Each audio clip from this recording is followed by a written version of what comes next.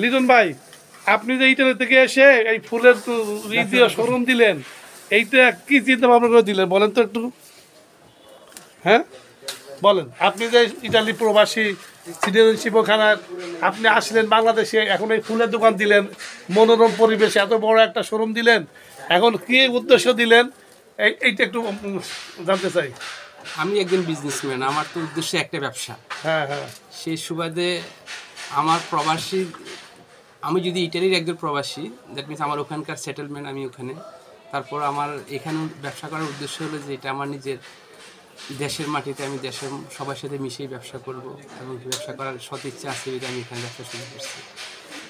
Import, আমি ইটালিতে যে ফুলগুলো আমি ইম্পোর্ট করতাম চায়না থেকে, যে ফুল আমি ইটালিতে ইম্পোর্ট করতাম, এখন ওই ফুলগুলো আমি আবার বাংলাদেশে নিয়ে আসতেছি।